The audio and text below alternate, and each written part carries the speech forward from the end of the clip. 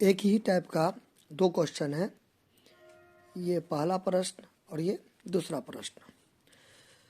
सबसे पहले समझते हैं कि पूर्णांक क्या होता है। ठीक है, पूर्णांक पूर्णांक को इंग्लिश में बोलते हैं इंटीजर्स।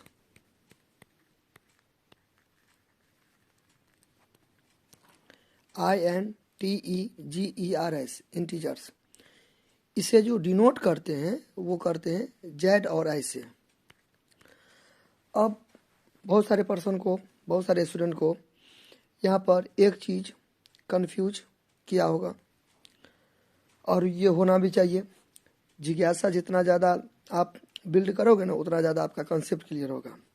आई तो समझ में आ गया होगा कि आई से इंटीजर एंड आई से इंटीजर, और इसका सिंबल भी यानी कि नोटेशन भी, प्रतीक भी, चिन्ह भी आई है। लेकिन जेड से तो नहीं होता है इंटीजर, तो जेड का क्या चक्कर है, चलिए तो वो समझते हैं। तो जेड जो है ना, जर्मन शब्द से आया है। कहाँ से आया है? जर्मन शब्द से। जेड कहाँ से आया है? जर्मन शब्द से। जर्मन शब्द के जेहलिन से, जेहलिन से, जिसका मतलब होता है काउंटिंग। क्या होता है? काउंटिंग यानी कि गिनती। यहाँ तो कोई दिक्कत? अच्छा, यहाँ तो कोई दिक्कत? यानी कि अभी अपने लोग क्या सीखे? पूर्णांक। पूर्णांक को अंग्रेजी में क्या बोलते हैं? पूर्णांक को अंग्रेजी में बोलते हैं इंटीजर्स। इसको जो डिनोट करते हैं, दर्शाते हैं, जैसे होता है ना, ये प्लस होता है, ये माइनस हुआ, ये गुना हुआ, ऐसे करके होता है ना, मल्टीप्लिकेशन सबका साइन होता है ना, ये डिवाइड हुआ यानी कि भाग हुआ। उसी तरीका से ये जो होता है ना, ये जेड, मैथमेटिक्स में जेड को क्या बोलते हैं? इंटीजर्स। और ये आई हो गया क्या चीज़? वो भी इंटीजर्स हो गया। तो आई तो समझ में आता है, आई फॉर इंटीजर, और आई सिंबल भी ले लिया है। लेकिन जेड तो अटपटा है। तो जेड बेसिकली कहाँ से आया है? जर्मनी से, यानी कि जर्मन शब्द से आया है, जिसका मतलब क्या होता है? जेहलिन। और जेहलिन का मतलब होता है काउंटिंग। ठीक है, चलिए तो इसको थोड़ा और विस्तार से समझते हैं। ठीक है, चलिए।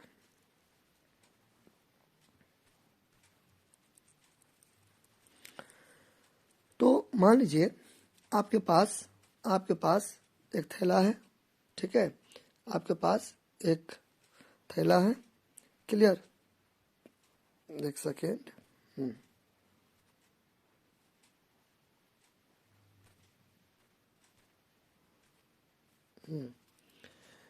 इसको मैं सबसे पहले क्लीन कर देता हूँ। तो आप एक थैला ले लो। ठीक है, समझाने के लिए बैग। तो इस टाइप का मैंने एक बैग लिया। ठीक है, एक बैग लिया। क्लियर? बैग है ये, BAG, बैग। बैग मतलब थैला। अब दुनिया में जितना भी पॉजिटिव नंबर है, प्लस वाला नंबर है, वो मैंने इसमें रख दिया।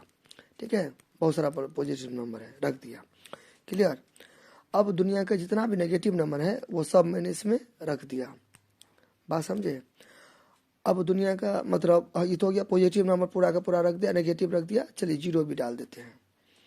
तो अभी तक इसमें अपने लोग क्या रखे? इसमें अभी अपने लोग क्या दिए हैं? पॉजिटिव वाला नंबर दिए हैं।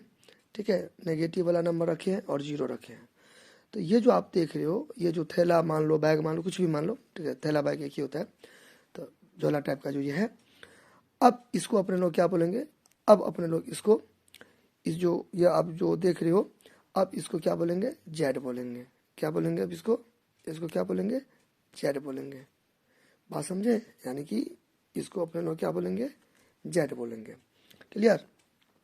तो बेसिकली इंटीजर्स क्या होता है? इंटीजर्स क्या होता है? एक कॉम्बिनेशन होता है। किस किस का कॉम्बिनेशन? पॉजिटिव नंबर का, नेगेटिव नंबर का एंड जीरो का। ठीक है, और इसे नंबर लाइन पर शो कर सकते हैं। ठीक है, इसे नंबर लाइन पर शो कर सकते हैं। अब इसका मतलब क्या हो गया? नंबर लाइन पर शो कर सकते हैं, इसका मतलब क्या कि ये देखिए, ये नंबर लाइन हुआ संख्या रेखा। तो इधर एक्स मान लिए, होता ही है, मानेंगे क्या? ठीक है, एक्स डैश हो गया और ये जीरो हो गया। तो इधर जो देख रहे हैं ये सेट यानी कि RHS, राइट हैंड सेट, यानी कि दायां हाथ में, दायां पक्ष। तो इधर होता है पॉजिटिव वाला नंबर, होता है ना, +1, +2, ठीक है, और +3। ठीक है, और इधर होता है नेगेटिव वाला नंबर, -1, -2, इधर यानी कि लेफ्ट में बाईं ओर नेगेटिव होता है। क्लियर? और जीरो तो मेन सेंटर में हुआ, जीरो हुआ। तो आप एक यहाँ पे गौर करोगे तो इधर पूरा प्लस वाला नंबर, इधर माइनस वाला नंबर, लेकिन जीरो तो कुछ हुआ ही नहीं। तो इसलिए यहाँ पर आपको नोट करना है 2-3 बात। यहाँ तो कोई दिक्कत, चलिए यहाँ पे आपको 2-3 बात नोट करना है। क्या करना है कि पहला नोट 1, नोट फर्स्ट में आपको क्या नोट करना है कि zero nether B positive nor be negative, यानी कि जीरो ना तो धनात्मक है ना तो ऋणात्मक है। पूछिए कैसे, देखिए अपने लोग क्या किए, इधर देखिए ये साइड में पूरा का पूरा क्या हो गया, पॉजिटिव हो गया ना। ये साइड में पूरा का पूरा क्या हो गया, नेगेटिव हो गया।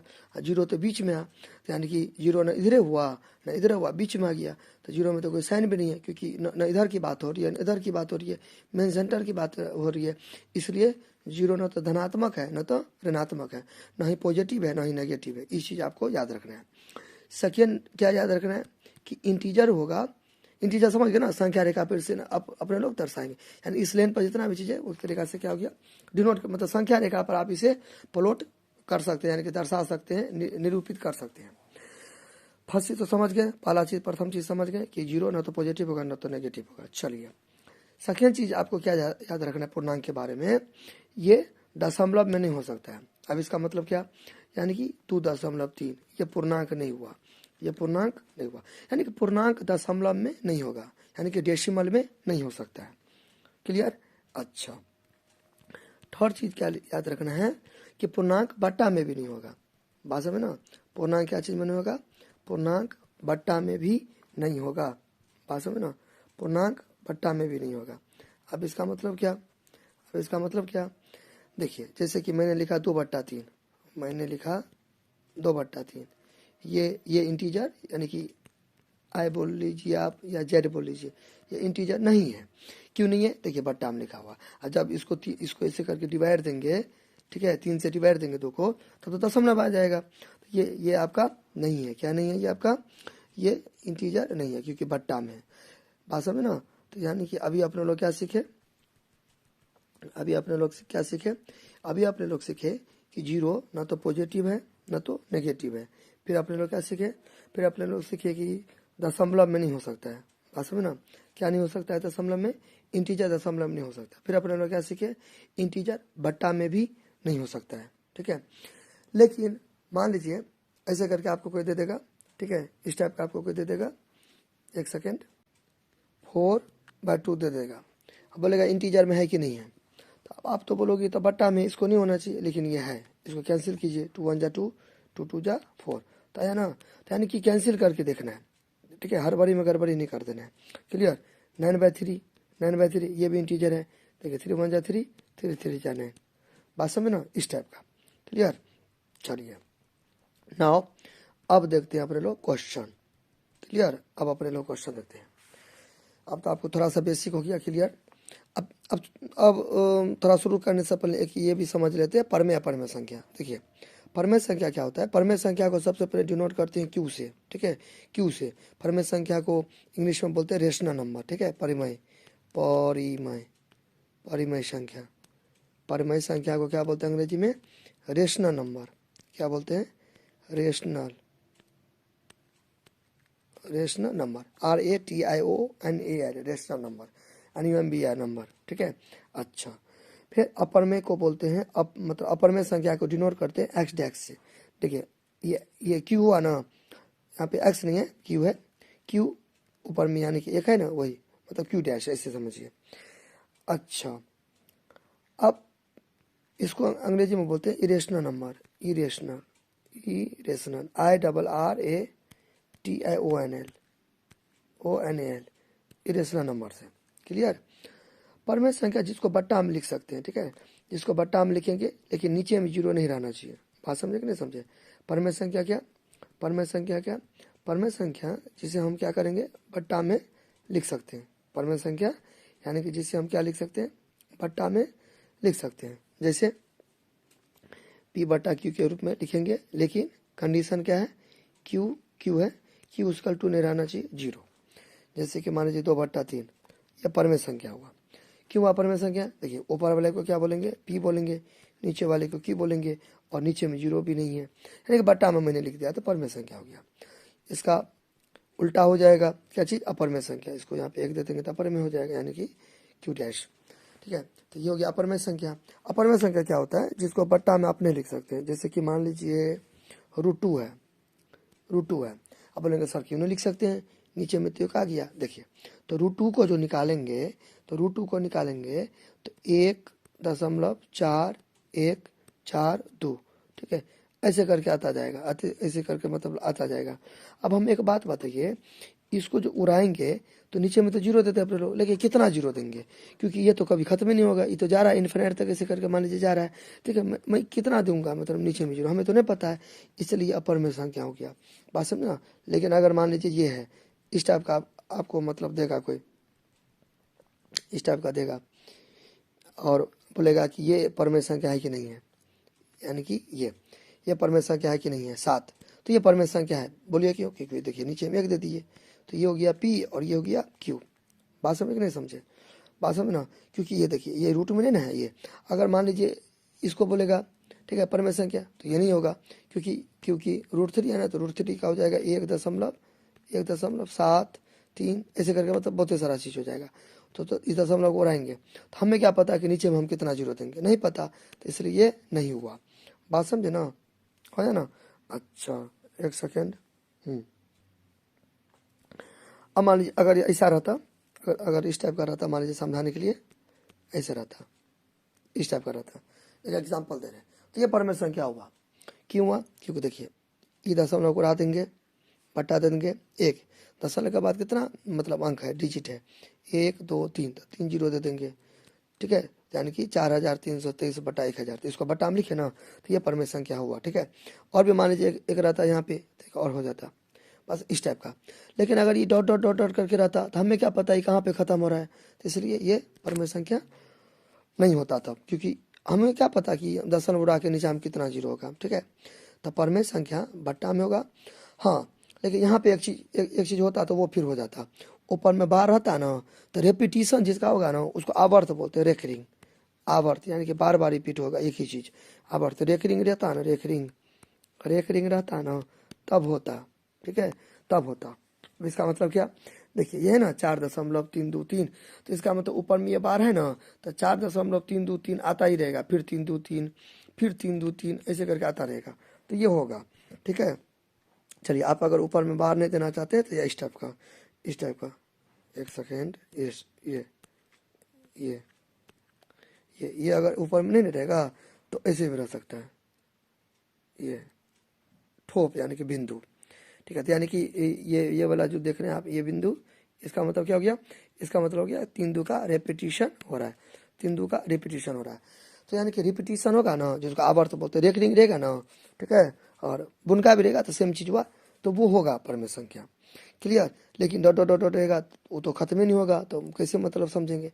अब बात आती है कि रेकरिंग वाला को कैसे परमेय संख्या में बदला जाता है, तो चलिए बाद में बात करेंगे, वीडियो लंबी हो जाएगी। क्लियर, अब यहाँ पे थोड़ा सा बात कर लेते हैं अपने लोग का जो टॉपिक है। ये तो मैं अब थोड़ा सा फील दे दिया आपको, क्योंकि बहुत सारे स्टूडेंट देखेगा ना वीडियो को, जो इंटेलिजेंट रहेगा वो भी देखेगा, ठीक है, जो वीक यानी कि कमजोर स्टूडेंट रहेगा वो भी देखेगा, तो हमें तो सबको लेके चलना है, तो इसलिए मैं थोड़ा डीप में बता देता हूँ ताकि सबको फायदा पहुँचे, लाभ पहुँचे। अब आते हैं थोड़ा क्वेश्चन पे अपने लोग, देखिए तो क्या कह रहा है, अब आपको आसानी हो जाएगी बनाने में। फर्स्ट देखते हैं पहले, देखिए तो यहाँ पे क्या कर रहा है कि क्या सभी पूर्णांकों का वर्गमूल अपरमेय होता है, यदि नहीं तो उदाहरण दीजिए। नहीं, ये कोई जरूरी नहीं है। ठीक है, क्या सभी धनात्मक पूर्णांकों का वर्गमूल अपरमेय होता है, तो लिखेंगे नहीं, सभी धनात्मक पूर्णांकों का वर्गमूल अपरमेय हो ये कोई जरूरी नहीं है, यानी कि हो भी सकता है और नहीं भी हो सकता है, दोनों इसका आंसर हो गया।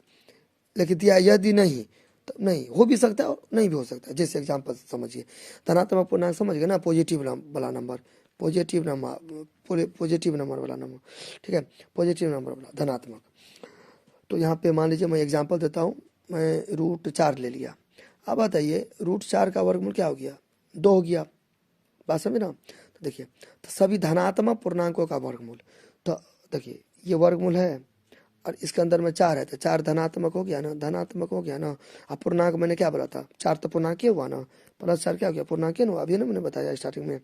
अच्छा तो 2 देखिए, तो 2 जो आया तो नीचे में तो हम 1 दे सकते हैं आराम से।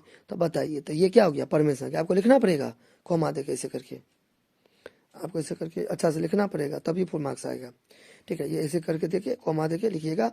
यह एक मतलब सॉरी यह एक परमेय संख्या है, यानी कि मैं उतना जगह नहीं है तो मैं अभी लिख देता हूँ क्यों है ये परमेय संख्या है।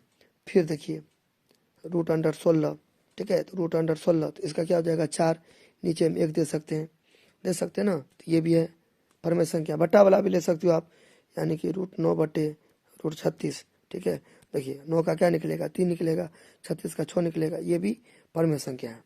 तो सभी धनात्मक पूर्णांक, देखिए सॉरी एक चीज़ गलती हो गया, सॉरी एक चीज़ गलती हो गया।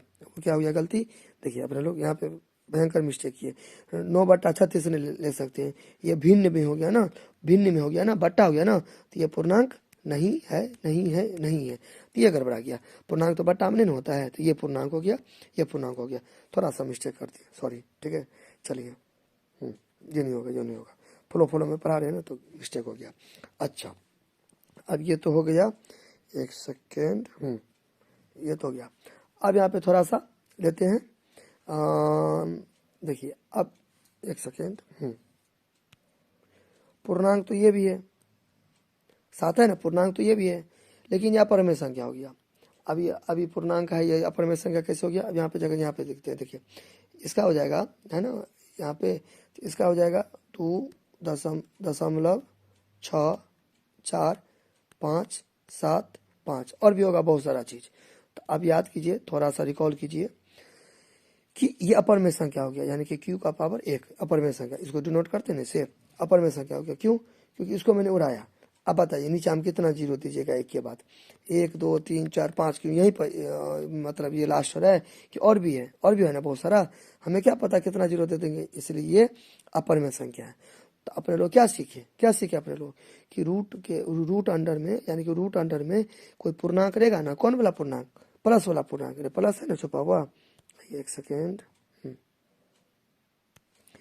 प्लस है ना छुपा हुआ, प्लस।